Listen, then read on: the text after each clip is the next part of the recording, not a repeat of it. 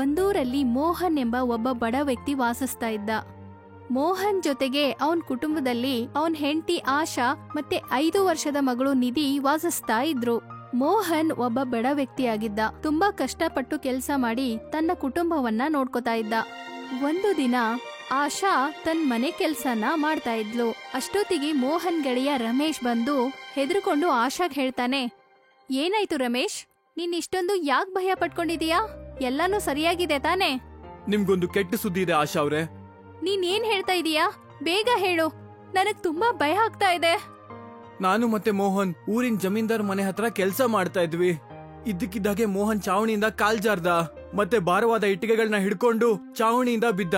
ರಮೇಶ್ ಮಾತ್ ಕೇಳಿಸ್ಕೊಂಡು ಆಶಾ ಅಳ್ತಾ ಹೇಳ್ತಾಳೆ, ಮೋಹನ್ಗೆ ಏನು ಆಗಿಲ್ಲ ತಾನೇ? ಅವ್ರು ಹುಷಾರಾಗಿದಾರಾ? ಅದೇ ಕೂಡಲೇ ಜಮೀನ್ದಾರು ಮೋಹನ್ನ ಆಸ್ಪತ್ರೆಗೆ ಸೇರಿಸಿದ್ರು. ಆದ್ರೆ ಡಾಕ್ಟರ್ ಏನಂತ ಹೇಳಿದ್ರು ಅಂದ್ರೆ ಮೋಹನ್ ಕಾಲ್ಗೆ ತುಂಬಾ ದೊಡ್ಡ ಗಾಯ ಆಗಿದೆ ಅಂತ. ನೀವು ಈಗಿಂದೀಗ್ಲೇ ನನ್ ಜೊತೆ ಆಸ್ಪತ್ರೆಗೆ ಬರ್ಬೇಕು. ಅಯ್ಯೋ ದೇವ್ರೆ, ಇದೇನಾಯ್ತು? ನನ್ ಕುಟುಂಬನ ಈಗ ಯಾರು ನೋಡ್ಕೊಳ್ತಾರೆ? ಇದನ್ನೆಲ್ಲ ಹೇಗ್ ನಿಭಾಯಿಸೋದು? ನನ್ ಹತ್ರ ಹಣ ಕೂಡ ಇಲ್ಲ. ಆಸ್ಪತ್ರೆ ಖರ್ಚೆಲ್ಲ ನಾನೊಬ್ಳೆ ಹೇಗ್ ನೋಡ್ಕೊಳ್ಳಿ? ನನಗೇನ್ ಮಾಡ್ಲಿ? ನೀವೇನ್ ಚಿಂತೆ ಮಾಡ್ಬೇಡಿ, ಆಸ್ಪತ್ರೆ ಎಲ್ಲ ಬಿಲ್ಲನ್ನ ಜಮೀನ್ದಾರು ನೋಡ್ಕೊಳ್ತಾರೆ. ನೀವೀಗ ನನ್ ಜೊತೆ ಆಸ್ಪತ್ರೆಗೆ ಬಂದ್ರೆ ಸಾಕು. ಆಶಾ ರಮೇಶ್ ಜೊತೆಗೆ ಹಾಸ್ಪಿಟಲ್ಗೆ ಹೋಗ್ತಾಳೆ. ಸ್ವಲ್ಪ ದಿನಗಳ ನಂತರ ಮೋಹನ್ ಅಂಗವಿಕಲನಾಗಿ ಸ್ಟಿಕ್ ಹಿಡ್ಕೊಂಡು ಮನೆಗ್ ಬರ್ತಾನೆ. ಅವನ್ ಹೆಂಡತಿ ಮಗುನ ನೋಡಿ ಅಳೋಕ್ ಶುರು ಮಾಡ್ತಾನೆ. ನೀನ್ ಎಷ್ಟು ದೌರ್ಭಾಗ್ಯವಂತೆ ಆಶಾ. ಯಾವಾಗ ನನ್ ಜೊತೆ ನಿನ್ನ ಮದುವೆ ಆಯ್ತೋ ನಾನ್ ನಿನಗೆ ಇದುವರೆಗೂ ಒಂದು ಸುಖನೂ ಕೊಡ್ಲಿಲ್ಲ. ಈಗ ನಮ್ ಭವಿಷ್ಯ ಬಗ್ಗೆ ನೋಡಿದ್ರುನು ಎಲ್ಲ ಕೊನೆಯಾಗಿದೆ. ಹೀಗ್ ಹೇಳ್ಬೇಡಿ, ನೀವ್ ಇಷ್ಟ್ ಬದುಕಿರೋದೇ ನನ್ ಪುಣ್ಯ. ಇದನ್ನು ಯಾರಾದ್ರೂ ಬದುಕು ಅಂತಾರ ಆಶಾ? ನಾನಿನ್ನು ಜೀವನ ಪೂರ್ತಿ ಒಂದ್ ಕಾಲ್ ಮೇಲೆ ನಿಂತ್ಕೋಬೇಕಾಗತ್ತೆ. ನನಗೋಸ್ಕರ ಅಂತ ಒಂದು ಗ್ಲಾಸ್ ನೀರ್ ಕೂಡ ಕುಡಿಯಕ್ಕಾಗಲ್ಲ. ಇನ್ಮೇಲೆ ಮನೆ ಹೇಗ್ ನಡೆಸ್ಲಿ ನಾನು? ನಮ್ಮಿಬ್ಬರ ಕನಸೇನಿತ್ತು ಅಂದ್ರೆ ನಮ್ ಮಗಳು ನಿಧಿನ ಚೆನ್ನಾಗಿ ಓದಿಸಿ ದೊಡ್ಡ ಆಫೀಸರ್ ಮಾಡ್ಬೇಕು ಅಂತ. ಇನ್ಮೇಲೆ ಇದನ್ನೆಲ್ಲ ನಾವ್ ಹೇಗ್ ಮಾಡೋದು? ಧೈರ್ಯವಾಗಿರಿ, ನಾನ್ ನಿಮ್ ಜೊತೆಗಿರ್ತೀನಿ. ನಾವ್ ನಮ್ ಕನಸ್ನ ಖಂಡಿತ ನನಸ್ ಮಾಡ್ಕೊಳ್ಳೋಣ. ನಾವ್ ನಮ್ ಮಗಳ್ ನಿಧಿಗೆ ಒಳ್ಳೆ ಶಿಕ್ಷಣ ಕೊಡ್ಸೋಣಂತೆ. ಆದ್ರೆ ಇದನ್ನೆಲ್ಲ ಇನ್ ಮುಂದೆ ಹೇಗ್ ಮಾಡೋದು ಆಶಾ? ನಿನಗೆ ಚೆನ್ನಾಗ್ ಗೊತ್ತು ಇನ್ಮೇಲೆ ನಾನ್ ಯಾವುದೇ ಕೆಲ್ಸ ಮಾಡಕ್ ಆಗಲ್ಲ ಅಂತ. ನೀವು ಕೆಲ್ಸ ಮಾಡ್ಲಿಲ್ಲ ಅಂದ್ರೆ ಏನಂತೆ? ನಾನ್ ಕೆಲ್ಸ ಮಾಡಿ ನಿಮ್ಮನ್ನ ಚೆನ್ನಾಗ್ ನೋಡ್ಕೊಳ್ತೀನಿ. ಚಿಕ್ಕೋಳಿದ್ದಾಗ ನಮ್ಮಮ್ಮ ಹೊಲಿಯೋದನ್ನ ನಾನ್ ನೋಡಿದ್ದೆ. ಅವಾಗಿಂದ ನನಗ್ ಬಟ್ಟೆ ಹೊಲಿಯೋದು ಅಂದ್ರೆ ತುಂಬಾನೇ ಇಷ್ಟ. ನಮ್ಮಮ್ಮ ನನಗ್ ಹೊಲಿಗೆ ಹೊಲಿಯೋದನ್ನ ಕಲ್ಸಿದಾರೆ. ಇವತ್ತಿಂದ ನಾನು ಬಟ್ಟೆ ಹೊಲಿಯೋ ಕೆಲ್ಸನ ಶುರು ಮಾಡ್ತೀನಿ. ನಿಧಾನವಾಗಿ ಎಲ್ಲಾನು ಸರಿ ಹೋಗುತ್ತೇರಿ. ಹಾಗೇನೆ ಆಯ್ತು. ಅವತ್ತಿಂದ ಆಶಾ ಊರಿನ ಜನರ ಬಟ್ಟೆ ಹೊಲಿಯಕ್ಕೆ ಶುರು ಮಾಡ್ತಾಳೆ. ಅದರಿಂದ ಬಂದ ಹಣದಿಂದ ತನ್ನ ಕುಟುಂಬವನ್ನ ನೋಡ್ಕೊಳ್ತಾಳೆ. ದಿನಗಳು ಹೀಗೆ ಕಳೆದು ಹೋಯ್ತು. ಆಶಾ ನಿಧಿಯನ್ನ ಒಂದ್ ಗೌರ್ಮೆಂಟ್ ಸ್ಕೂಲಲ್ಲಿ ಓದಿಸ್ತಾ ಇದ್ಲು. ಅವಳು ಬೆಳಿಗ್ಗೆಯಿಂದ ಸಂಜೆವರೆಗೂ ಬಟ್ಟೆ ಹೊಲಿಯ ಕೆಲಸ ಮಾಡಿ ಆಮೇಲೆ ಅಡಿಗೆ ಮಾಡ್ತಿದ್ಲು. ರಾತ್ರಿ ಸಮಯದಲ್ಲಿ ಮಗಳಿಗೆ ವಿದ್ಯಾಭ್ಯಾಸ ಹೇಳ್ಕೊಡ್ತಾ ಇದ್ಲು. ಇದೇ ತರ 10 ವರ್ಷ ಕಳೆದು ಹೋಯ್ತು. ನಿಧಿ ಈಗ 15 ವರ್ಷದೊಳಗಿದ್ಲು. ನಿಧಿ ಹೈಸ್ಕೂಲಲ್ಲಿ ಟಾಪರ್ ಆಗಿದ್ಲು. ಅಮ್ಮ ನೋಡಿ, ನಾನ್ ಹೈಸ್ಕೂಲಲ್ಲಿ ಟಾಪರ್ ಆಗಿದ್ದೀನಿ. ಇದಕ್ಕೆಲ್ಲ ನೀವೇ ಕಾರಣ ಅಮ್ಮ. ಇಲ್ಲ ಮಗಳೇ, ನಾನ್ ನನ್ ಕರ್ತವ್ಯ ಮಾಡಿದೀನಿ ಅಷ್ಟೇ. ನಿಜ ಹೇಳ್ಬೇಕಂದ್ರೆ ನೀನ್ ಕಷ್ಟಪಟ್ಟು ಹಗಲು ರಾತ್ರಿ ಓದಿರೋದ್ರಿಂದ ನೀನ್ ಹೈಸ್ಕೂಲ್ಗೆ ಟಾಪರ್ ಆದೆ. ನಮ್ ಸ್ಕೂಲ್ ಪ್ರಿನ್ಸಿಪಲ್ ನಿಮ್ಮನ್ನ ನಾಳೆ ಬರಕ್ ಹೇಳಿದಾರೆ. ಅವ್ರ ನಿಮ್ ಜೊತೆಗೆ ಏನೋ ಮಾತಾಡ್ಬೇಕಂತೆ. ನೀನ್ ಹೋಗಿ ಪ್ರಿನ್ಸಿಪಲ್ ಹತ್ರ ಮಾತಾಡ್ಬೇಕು ಮಗಳೇ. ಮರುದಿನ ಬೆಳಿಗ್ಗೆ ಆಶಾ ಪ್ರಿನ್ಸಿಪಲ್ನ ಮೀಟ್ ಮಾಡಕ್ಕೆ ಹೋಗ್ತಾಳೆ. ಪ್ರಿನ್ಸಿಪಾಲ್ ಸರೋಜ್ ವರ್ಮಾ ಅವರು ಆಶಾನ ನೋಡಿ ತುಂಬಾ ಖುಷಿಪಟ್ಟು ಹೇಳ್ತಾರೆ, ಅಯ್ಯೋ ನೀವೇನ್ ಹೇಳ್ತಾ ಇದ್ದೀರಾ? ನಿಮ್ ಮಗಳು ನಮ್ ಸ್ಕೂಲ್ಗೆ ಟಾಪರ್ ಆಗಿದ್ದಾಳೆ. ಈ ಕಾರಣಕ್ಕೆ ಅವಳಿಗೆ ಸ್ಕಾಲರ್ಶಿಪ್ ಸಿಕ್ಕಿದೆ. ನಿಮ್ ಮಗಳು ಫಸ್ಟ್ ಇಯರ್ನ ಇಲ್ಲಿಂದ ಸ್ವಲ್ಪ ದೂರ ಇರೋ ಕಾಲೇಜಲ್ಲಿ ಓದ್ತಾಳೆ. ಕಾಲೇಜಲ್ಲಿ ಓದ್ಬೇಕು ಅಂತ ಎಲ್ಲಾ ಸ್ಟೂಡೆಂಟ್ಗೂ ಆಸೆ ಇರುತ್ತೆ. ಆದ್ರೆ ಎಲ್ಲಾ ಸ್ಟೂಡೆಂಟ್ಗೂ ಅಷ್ಟೊಂದು ಈಸಿಯಾಗಿ ಅಲ್ಲಿ ಅಡ್ಮಿಷನ್ ಸಿಗಲ್ಲ. ಇದನ್ ಕೇಳಿ ನನಗ್ ತುಂಬಾನೇ ಖುಷಿ ಆಯ್ತು. ನಿಮ್ ಮಗಳು ಒಳ್ಳೆ ಸ್ಕೂಲಲ್ಲಿ ಓದ್ಬೇಕು ಅಂತ ನಿಮ್ ಕನಸಿತ್ತಲ್ವಾ? ನನಗ್ ನಂಬಿಕೆ ಇದೆ, ಒಂದಿಲ್ಲ ಒಂದಿನ ನಿಮ್ ಮಗಳು ದೊಡ್ಡ ಹೆಸರನ್ನ ಮಾಡ್ತಾಳೆ. ಇದೆಲ್ಲ ನೀವ್ ಕಷ್ಟಪಟ್ಟಿದ್ದಕ್ಕೆ ಆಗಿದ್ದು ಆಶಾ ಅವ್ರೆ. ಇಡೀ ಊರ್ಗೆ ಗೊತ್ತು ನೀವ್ ಬಟ್ಟೆ ಹೊಲ್ದು ಕಷ್ಟಪಟ್ಟು ಇವಳನ್ನ ಬೆಳೆಸಿದ್ರಿ ಅಂತ. ನೋಡ್ತಾ ಇರಿ, ನಿಮ್ ಪ್ರಯತ್ನ ಯಾವ್ದೇ ಕಾರಣಕ್ಕೂ ವ್ಯರ್ಥ ಆಗಲ್ಲ. ನಿಧಿ ಖುಷಿಯಾಗಿ ಅಮ್ಮನ್ ಜೊತೆಗೆ ಮನೆಗ್ ಬರ್ತಾಳೆ. ಸ್ವಲ್ಪ ತಿಂಗಳ ನಂತರ ನಿಧಿ ಅವಳ ಕ್ಲಾಸಲ್ಲಿ ಕೂತಿರ್ತಾಳೆ. ಅಲ್ಲಿ ಕಿರಣ್ ಎಂಬ ಹುಡುಗಿ ನಿಧಿ ಹತ್ರ ಬಂದ್ ಹೇಳ್ತಾಳೆ, ಹಾಯ್, ನನ್ ಹೆಸರು ಕಿರಣ್ ಅಂತ. ನೀನ್ ಈ ಸ್ಕೂಲ್ಗೆ ಹೊಸಬ್ಳಾ? ಹೌದು, ನಾನು ಈ ಸ್ಕೂಲ್ಗೆ ಹೊಸಬ್ಳು. ಇವತ್ ಸ್ಕೂಲಲ್ಲಿ ನನ್ first day. Nice, very nice. ನೀ ಎಲ್ಲಿಂದ ಬಂದಿದೀಯಾ? ಇದಕ್ ಮೊದ್ಲು ನೀನ್ ಎಲ್ಲಿ ಓದ್ತಾ ಇದ್ದೆ? ನಾನು ಇದಕ್ ಮುಂಚೆ ಸರಸ್ವತಿ ವಿದ್ಯಾಮಂದಿರ್ ಸ್ಕೂಲಲ್ಲಿ ಓದ್ತಾ ಇದ್ದೆ. ವಾಟ್? ನೀನ್ ಗೌರ್ಮೆಂಟ್ ಸ್ಕೂಲಲ್ಲಿ ಓದ್ತಾ ಇದ್ಯಾ? ಆ ಸ್ಕೂಲ್ ಸುತ್ತಮುತ್ತ ತುಂಬಾ ಗಲೀಜಿರುತ್ತೆ ಅಲ್ಲ? ಹೌದು, ನಿಮ್ಮ ಅಪ್ಪ ಏನ್ ಕೆಲ್ಸ ಮಾಡೋದು? ಅವರು ಅಂಗವಿಕಲರು. ನಮ್ಮಮ್ಮ ಕೆಲಸ ಮಾಡ್ತಾರೆ. ನಮ್ಮಮ್ಮ ತುಂಬಾ ಚೆನ್ನಾಗಿ ಬಟ್ಟೆ ಹೊಲಿತಾರೆ. ನಿಧಿ ಮಾತ್ ಕೇಳಿ ಕಿರಣ್ ಸಮೇತ ಕ್ಲಾಸಲ್ಲಿ ಎಲ್ರೂ ನಗಕ್ ಶುರು ಮಾಡ್ತಾರೆ. ನನಗ್ ಅರ್ಥ ಆಯ್ತು, ನೀನ್ ಖಂಡಿತ ಸ್ಕಾಲರ್ಶಿಪ್ ಇಂದ ಇಲ್ಲಿಗ್ ಬಂದಿದೀಯಾ ಅಂತ. ನೀನ್ ಹೇಳ್ತಿರೋದನ್ನ ಕೇಳಿದ್ರೆ ನಿಮ್ ಅಪ್ಪ ಅಮ್ಮನ್ಗೆ ಗೌರ್ಮೆಂಟ್ ಸ್ಕೂಲಲ್ಲಿ ಓದ್ಸಕ್ಕೆ ಗತಿ ಇಲ್ಲ ಅಂತ ಅನ್ಸುತ್ತೆ. ಎನಿವೆ, ಇಲ್ಲಿಂದ ಎದ್ದು ಹೋಗಿ ಲಾಸ್ಟ್ ಬೆಂಚ್ ಅಲ್ಲಿ ನೀನ್ ಕೂತ್ಕೋ. ಈ ಸೀಟ್ ನಂದು. ಈ ಜಾಗದಲ್ಲಿ ನಾನೇ ಕೂತ್ಕೊಳ್ಳೋದು. ನಿಧಿ ಬೇಜಾರ್ ಮಾಡ್ಕೊಂಡು ಹಿಂದೆ ಇರೋ ಬೆಂಚಲ್ಲಿ ಹೋಗ್ ಕೂತ್ಕೊಳ್ತಾಳೆ. ಆ ಸಮಯದಲ್ಲಿ ಕ್ಲಾಸ್ ಟೀಚರ್ ಕ್ಲಾಸ್ ಒಳಗಡೆ ಬರ್ತಾರೆ. ಮತ್ತೆ ನಿಧಿನ ನೋಡ್ಕೊಂಡ್ ಹೇಳ್ತಾರೆ, ನಿಂದು ನ್ಯೂ ಅಡ್ಮಿಷನ್ ಆಗಿದೆಯಾ? ನಿಧಿ ಹೇಳೋ ಅಷ್ಟ್ರಲ್ಲಿ ಕಿರಣ್ ಕ್ಲಾಸ್ ಟೀಚರ್ ಹೇಳ್ತಾಳೆ, ಹೌದು ಟೀಚರ್, ಇವಳು ನ್ಯೂ ಅಡ್ಮಿಷನ್. ಇದಕ್ ಮುಂಚೆ ಇವಳು ಸರ್ಕಾರಿ ಸ್ಕೂಲಲ್ಲಿ ಓದ್ತಾ ಇದ್ಲು. ಸ್ಕಾಲರ್ಶಿಪ್ ಇಂದ ಈ ಸ್ಕೂಲಲ್ಲಿ ಅಡ್ಮಿಷನ್ ಸಿಕ್ಕಿದೆ. ಸ್ವಲ್ಪ ಹೊತ್ತಿನ ನಂತರ ಅಲ್ಲಿಗೆ ಆ ಸ್ಕೂಲಿನ ಪ್ರಿನ್ಸಿಪಾಲ್ ಬರ್ತಾರೆ. ಕ್ಲಾಸ್ ಅಲ್ಲಿ ಮಕ್ಕಳನ್ನ ನೋಡಿ ಹೇಳ್ತಾರೆ, ಇವತ್ ನಮ್ ಸ್ಕೂಲಲ್ಲಿ ನಿಧಿ ಎಂಬ ವಿದ್ಯಾರ್ಥಿಗೆ ನಮ್ ಸ್ಕೂಲಲ್ಲಿ ಅಡ್ಮಿಷನ್ ಆಗಿದೆ. ನಿಧಿ ಈ ವರ್ಷ ಹೈಸ್ಕೂಲಲ್ಲಿ ಟಾಪ್ ಬಂದಿದ್ದಾಳೆ. ಎಲ್ಲಾ ಮಕ್ಕಳು ನಿಧಿನ ನೋಡಿ ಕಲ್ತ್ಕೊಳ್ಬೇಕು. ಇದರಿಂದ ನೀವ್ ಏನ್ ಕಲಿಬೇಕಂದ್ರೆ, ನಿಮ್ ಲೈಫ್ ಅಲ್ಲಿ ಏನ್ ಮಾಡ್ಬೇಕು ಅಂದ್ರೆ, ನೀವು ನಿಮ್ ತಂದೆ ತಾಯಿ ಮೇಲೆ ಭಾರ ಆಗ್ಬಾರ್ದು ಅಂತ. ನಿಧಿ ಜೊತೆಗೆ ಪ್ರೀತಿ ವಿಶ್ವಾಸದಿಂದಿರಿ. ಅವಳಿಗೆ ಯಾವ ಪ್ರಾಬ್ಲಮ್ಮು ಮಾಡ್ಬೇಡಿ. ಯಾರಾದ್ರೂ ಹೊಸ ಅಡ್ಮಿಷನ್ ಬಂದ್ರೆ ಮಾಡ್ತಿರಲ್ವಾ, ಹಾಗ್ ಮಾಡ್ಬೇಡಿ. ಇಷ್ಟ ಹೇಳಿ ಪ್ರಿನ್ಸಿಪಾಲ್ ಅಲ್ಲಿಂದ ಹೊರಟು ಹೋಗ್ತಾರೆ. ಪ್ರಿನ್ಸಿಪಾಲ್ ಮಾತ್ ಕೇಳಿ ಕ್ಲಾಸ್ ಟೀಚರ್ ಮತ್ತೆ ಕಿರಣ್ ಇಬ್ರು ಕೋಪಗೊಂಡ್ರು. ನನಗಂತೂ ಅರ್ಥ ಆಗ್ತಾ ಇಲ್ಲ ಈ ಸ್ಕೂಲ್ ಪ್ರಿನ್ಸಿಪಾಲ್ಗೆ ಏನಾಗಿದೆ ಅಂತ. ಅಕ್ಕಪಕ್ಕದ ಸ್ಕೂಲ್ಗಳಿಗೆ ಅಂತ ನಮ್ ಸ್ಕೂಲ್ ತುಂಬಾನೇ ಟಾಪ್ ಆಗಿದೆ. ಆದ್ರೂ ಕೂಡ ನಮ್ ಸ್ಕೂಲ್ ಪ್ರಿನ್ಸಿಪಲ್ ಭಿಕ್ಷುಕರ ಮಕ್ಕಳಿಗೆಲ್ಲ ಅಡ್ಮಿಷನ್ ಕೊಟ್ಬಿಡ್ತಾರೆ. ಮತ್ತೆ ನಮ್ಮನ್ನ ನೋಡ್ಕೊಳ್ಳಿ ಅಂತಾರೆ. ಅವತ್ತು ನಿಧಿ ಅಳ್ತಾ ಅವ್ರ ಅಮ್ಮನ್ಗೆ ಹೇಳ್ತಾಳೆ, ನನಗ ಆ ಸ್ಕೂಲಲ್ಲಿ ಓದಕ್ ಇಷ್ಟ ಇಲ್ಲ. ನಿಮಗ್ ಗೊತ್ತಿಲ್ಲ ಇವತ್ ನಮ್ ಸ್ಕೂಲಲ್ಲಿ ಎಷ್ಟ್ ಅವಮಾನ ಮಾಡಿದ್ರು ಅಂತ. ಏನಾಯ್ತ್ ಮಗಳೇ, ನೀನ್ ಯಾಕೆ ಅಳ್ತಾ ಇದೀಯಾ? ಸ್ಕೂಲಲ್ಲಿ ಯಾರಾದ್ರೂ ಏನಾದ್ರೂ ಅಂದ್ರಾ ಅಥವಾ ಪ್ರಿನ್ಸಿಪಾಲ್ ಏನಾದ್ರೂ ಅಂದ್ರಾ? ಇಲ್ಲಮ್ಮ, ಅಲ್ಲಿ ಪ್ರಿನ್ಸಿಪಾಲ್ ತುಂಬಾನೇ ಒಳ್ಳೆಯವರು. ಆದ್ರೆ ಅಲ್ಲಿ ಕಿರಣ್ ಅಂತ ಹುಡುಗಿ ನನ್ ತುಂಬಾನೇ ಅವಮಾನ ಮಾಡಿದ್ಲು. ಮತ್ತೆ ನಮ್ ಕ್ಲಾಸ್ ಟೀಚರ್ ಕೂಡ ಅವಳ ಪರವಾಗಿನೇ ಮಾತಾಡಿದ್ರು. ಯಾಕೆ ಬಡೋರ್ಗೆ ಒಳ್ಳೆ ಸ್ಕೂಲಲ್ಲಿ ಓದೋ ಅಧಿಕಾರನೇ ಇಲ್ಲ ಅಲ್ವಮ್ಮ? ನೀನ್ ಅವ್ರ ಮಾತಿನ ಕಡೆ ಗಮನ ಕೊಡ್ಬೇಡ ಮಗಳೇ. ಯಾರು ಬೇರೆಯವರನ್ನ ಅಪಹಾಸ್ಯ ಮಾಡ್ತಾರೋ ಅವ್ರು ತಮ್ಮ ಭವಿಷ್ಯದಲ್ಲಿ ಯಾವುದೇ ಕಾರಣಕ್ಕೂ ಮುಂದೆ ಹೋಗಲ್ಲ. ನಮ್ಮನ್ನ ಯಾರ್ ಅಪಹಾಸ್ಯ ಮಾಡ್ತಾರೋ, ಯಾರ್ ಅದನ್ನ ಕಡೆಗಣಿಸಿ ಮುಂದುವರಿತಾರೋ ಅವರು ತಮ್ಮ ಗುರಿಯನ್ನ ತಲುಪ್ತಾರೆ. ಅಂತ ಮಕ್ಕಳೇ ಓದಿ ತುಂಬಾನೇ ದೊಡ್ಡೋರಾಗ್ತಾರೆ. ಸಮಯ ಹೀಗೆ ಕಳೆದು ಹೋಗುತ್ತೆ.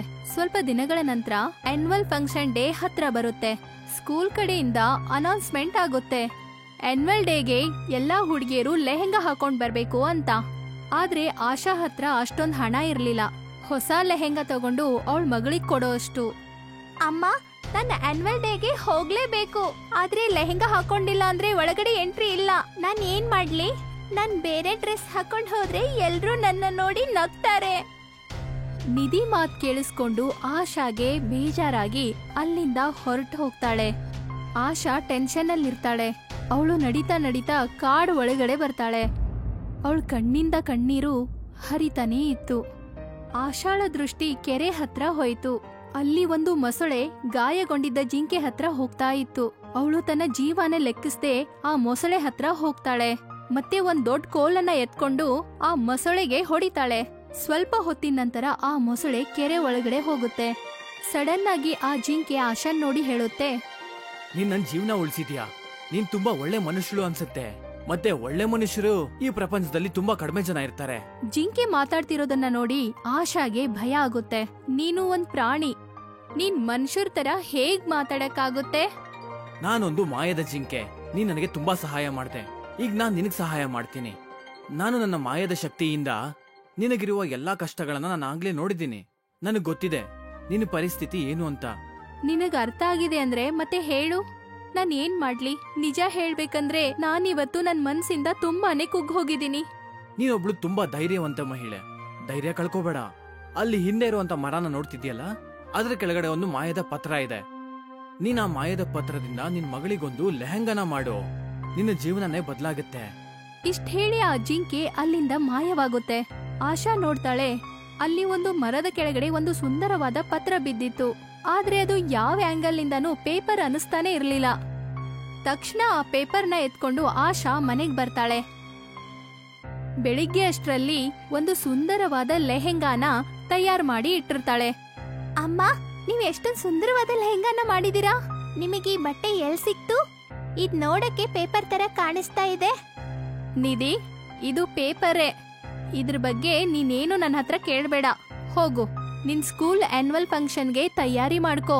ನನಗ್ ನಂಬಿಕೆ ಇದೆ ಈ ವರ್ಷದ ಬೆಸ್ಟ್ ಸ್ಟೂಡೆಂಟ್ ಅವಾರ್ಡ್ ನಿನಗೆ ಸಿಗುತ್ತೆ ಅಂತ. ಆಶಾ ಆ ಲೆಹೆಂಗಾನ ಹಾಕೊಂಡು ಸ್ಕೂಲಿಗೆ ಬರ್ತಾಳೆ. ಅವಳ ಲೆಹೆಂಗಾನ ನೋಡಿ ಕ್ಲಾಸ್ ಟೀಚರ್ ಮತ್ತೆ ಕಿರಣ್ ಅಪಹಾಸ್ಯದಿಂದ ಅವಳನ್ನ ನೋಡ್ತಾರೆ. ಈ ಭಿಕ್ಷುಕಿ ಲೆಹೆಂಗಾ ನೋಡಿದ್ರೆ ಕಾಗದಿಂದ ಮಾಡ್ದಂಗಿದೆ. ನೀವ್ ಒಪ್ಕೊಂಡ್ರಿ ಈ ಕಾಗದ್ ಲೆಹೆಂಗಾನ ನೀರಿಂದ ಒದ್ದೆ ಮಾಡ್ಬಿಡ್ತೀನಿ. ಏನೇ ಮಾಡೋದಿದ್ರು ಹುಷಾರಾಗಿ ಮಾಡು ಕಿರಣ್. ಯಾಕಂದ್ರೆ ಈ ನಿಧಿ ನಮ್ ಸ್ಕೂಲ್ ಪ್ರಿನ್ಸಿಪಾಲ್ಗೆ ತುಂಬಾ ಹತ್ರ ಆಗಿದ್ದಾಳೆ. ಅವ್ರಿಗೇನಾದ್ರೂ ಗೊತ್ತಾದ್ರೆ ನಾನ್ ನಿನಗ್ ಯಾವ ಸಹಾಯನೂ ಮಾಡಕ್ಕಾಗಲ್ಲ. ಮ್ಯಾಮ್, ನೀವ್ ಅದ್ರ ಯೋಚನೆನೇ ಬಿಟ್ಬಿಡಿ. ಸ್ವಲ್ಪ ಹೊತ್ತಲ್ಲೇ ನಿಧಿ ಹೆಸರನ್ನ ಪ್ರಿನ್ಸಿಪಾಲ್ ಸ್ಟೇಜ್ ಮೇಲೆ ಅನೌನ್ಸ್ ಮಾಡ್ತಾರೆ. ಆದ್ರೆ ನಿಧಿಗ್ ಗೊತ್ತಿರ್ಲಿಲ್ಲ ಕಿರಣ್ ಒಂದ್ ಪರ್ದೆ ಹಿಂದೆ ಕದ್ದು ಮುಚ್ಚಿ ನಿಂತಿದ್ಲು ಅಂತ. ನಿಧಿ ಸ್ಟೇಜ್ ಮೇಲೆ ಬಂದ ತಕ್ಷಣ ಕಿರಣ್ ಪರ್ದೆ ಹಿಂದಿಂದ ಲೆಹೆಂಗಾ ಮೇಲೆ ನೀರ್ ಏರಿಚ್ಬಿಡ್ತಾಳೆ. ಲೆಹೆಂಗಾ ಮೇಲೆ ನೀರ್ ಬಿದ್ದ ತಕ್ಷಣ ನೋಡುತ್ತಿದ್ದಂತೆ ಆ ಲೆಹೆಂಗಾ ವಜ್ರದ ಲೆಹೆಂಗಾ ಆಗಿ ಪರಿವರ್ತನೆ ಆಯಿತು. ಮುಂದೆ ಕುಳಿತಿರುವ ಜನರು ಆಶ್ಚರ್ಯದಿಂದ ಆ ವಜ್ರದ ಲೆಹೆಂಗಾನೇ ನೋಡ್ತಾ ಇದ್ರು. ನೀನ್ ಹಾಕೊಂಡಿರೋ ಲೆಹೆಂಗಾ ತುಂಬಾನೇ ಸುಂದರವಾಗಿದೆ. ನನ್ ಜೀವನದಲ್ಲಿ ಇಷ್ಟೊಂದ್ ಸುಂದರವಾಗಿರೋ ಲೆಹೆಂಗಾ ನಾನ್ ಯಾವತ್ತೂ ನೋಡಿರ್ಲಿಲ್ಲ. ಈ ವರ್ಷದ ಬೆಸ್ಟ್ ಸ್ಟೂಡೆಂಟ್ ಅವಾರ್ಡ್ ನಿನಗೆ ಸಲ್ಲುತ್ತೆ. ನಿಧಿ, ತಗೋ ನಿನ್ನ ಅವಾರ್ಡ್. ನಿಧಿನೂ ಕೂಡ ತನ್ನ ಲೆಹೆಂಗಾ ನೋಡಿ ತುಂಬಾನೇ ಆಶ್ಚರ್ಯಗೊಂಡಿದ್ಲು.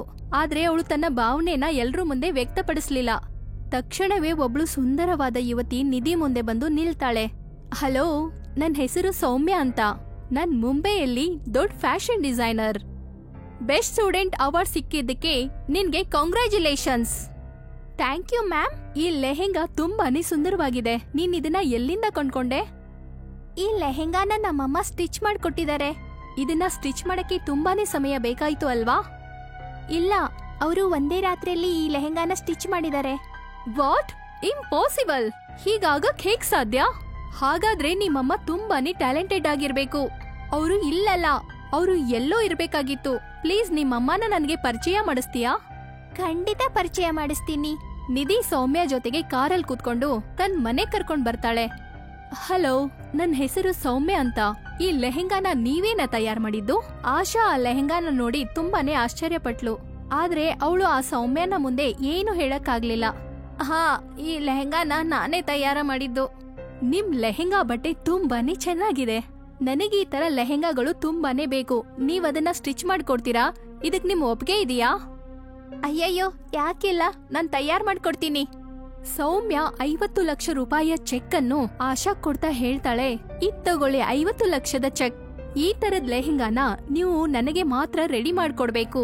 ಮುಂದಿನ ಭೇಟಿ ನಾವು ಬೇಗ ಆಗೋಣ. ಇಷ್ಟ ಹೇಳಿ ಸೌಮ್ಯ ಅಲ್ಲಿಂದ ಹೊರಟು ಹೋಗ್ತಾಳೆ. ಇದೆಲ್ಲ ಹೇಗಾಯ್ತು ಮಗಳೇ? ನನ್ ಕಾಗದಿಂದ ಲೆಹೆಂಗಾನ ಮಾಡಿದ್ದೆ ಅಲ್ವಾ? ಗೊತ್ತಿಲ್ಲ ಅಮ್ಮ, ನನ್ ಲೆಹೆಂಗಾ ಮೇಲೆ ಯಾರೋ ನೀರ್ ಎರಚಿದ್ರು. ಆಗ ಈ ಕಾಗದದಿಂದ ವಜ್ರದ ಲೆಹೆಂಗಾ ಆಗಿ ಪರಿವರ್ತನೆ ಆಯ್ತು. ಈಗ ನಾನೇನ್ ಮಾಡ್ಲಿ? ಸಂಕೋಚದಿಂದ ಸೌಮ್ಯ ಅವ್ರಿಗೆ ನಾನು ಏನು ಹೇಳಕ್ಕಾಗ್ಲಿಲ್ಲ. ಇದು 50 ಲಕ್ಷದ ಚೆಕ್ ಅನ್ಸುತ್ತೆ. ನಾನ್ ಅವ್ರಿಗೆ ಇದನ್ನ ವಾಪಸ್ ಕೊಡ್ಬೇಕು. ಅಷ್ಟೊತ್ತಿಗೆ ಆಶಾ ಅವರ ಮನೆ ಬಾಗ್ಲು ಯಾರೋ ಬಡ್ದಂಗಾಗುತ್ತೆ. ಆಗ ಆಶಾ ನಿಧಿನ ಕರ್ಕೊಂಡು ಆಚೆ ಬರ್ತಾಳೆ. ಆಗ ಅಲ್ಲಿ ಸುಂದರವಾದ ಯುವಕ ನಿಂತಿರ್ತಾನೆ. ಆ ಸುಂದರವಾದ ಯುವಕನನ್ನ ನೋಡಿ ಆಶಾ ಹೇಳ್ತಾಳೆ, ಯಾರ್ ನೀವು? ನಿಮಗ್ ನನ್ ಗುರ್ತು ಸಿಕ್ಲಿಲ್ವಾ? ಹಿಂದಿನ ಸಲ ನೀವು ನನ್ನ ಜಿಂಕೆ ರೂಪದಲ್ಲಿ ನೋಡಿದ್ರಿ. ಈಗ ನಿಮ್ಗೆ ಗೊತ್ತಾಗಿರ್ಬಹುದು ನಾನು ಯಾರು ಅಂತ. ನಾನ್ ನಿಮ್ಗೆ ಏನ್ ಹೇಳಕ್ ಬಂದೆ ಅಂದ್ರೆ, ನೀವು ಈ ಲೆಹೆಂಗಾದ ಚಿಕ್ಕ ತುಂಡನ್ನು ಕತ್ತರಿಸಿ ಅದರ ಮೇಲೆ ನೀರನ್ನ ಹಾಕಿ. ನೀವು ನೋಡ್ತಾನೆ ಈ ಬಟ್ಟೆ ತುಂಬಾನೇ ದೊಡ್ಡದಾಗುತ್ತೆ. ಅದಾದ ನಂತರ ನೀವು ಅದರಿಂದ ಲೆಹೆಂಗಾಗಳನ್ನ ಮಾಡಿ ಅದನ್ನ ಹೊಲ್ದ ನಂತರ ಮತ್ತೆ ಅದರ ಮೇಲೆ ನೀವು ನೀರ್ನ ಹಾಕಿ. ಆಗ ಪತ್ರದ ಲೆಹೆಂಗಾ ವಜ್ರದ ಲೆಹೆಂಗಾ ಆಗಿ ಬದ್ಲಾಗುತ್ತೆ. ನಾನ್ ನಿಮ್ಗೆ ಮೊದ್ಲೇ ಹೇಳಿದ್ನಲ್ಲ, ಇನ್ ಮುಂದೆ ನಿಮ್ ಜೀವನ ಬದ್ಲಾಗುತ್ತೆ ಅಂತ. ಇಷ್ಟ ಹೇಳಿ ಆ ವ್ಯಕ್ತಿ ಅಲ್ಲಿಂದ ಹೊರಟು ಹೋಗ್ತಾನೆ. ಆಶಾ ಅವ್ನ್ ಹೇಳ್ದ ಹಾಗೆ ತನ್ ಕೆಲ್ಸನ ಶುರು ಮಾಡ್ತಾಳೆ. ನೋಡ್ತಾ ಸೌಮ್ಯ ಕೊಟ್ಟಿದ್ದ ಆರ್ಡರ್ನ ಆಶಾ ಮುಗಿಸ್ಬಿಡ್ತಾಳೆ. ಮತ್ತೆ ಆಶಾನ ಹೆಸರು ಟಾಪ್ ಡಿಸೈನರ್ಸ್ ಹೆಸರಲ್ಲಿ ಮೂಡ್ ಬರುತ್ತೆ. ಈಗ್ಲೂ ಕೂಡ ಆಶಾ ಫ್ಯಾಕ್ಟರಿಯಲ್ಲಿ ತುಂಬಾ ಜನರು ಕೆಲಸ ಮಾಡ್ತಾರೆ. ಈಗ್ಲೂ ಕೂಡ ಆಶಾ ಆ ಮ್ಯಾಜಿಕ್ ಬಟ್ಟೆನ ಯೂಸ್ ಮಾಡ್ತಾಳೆ.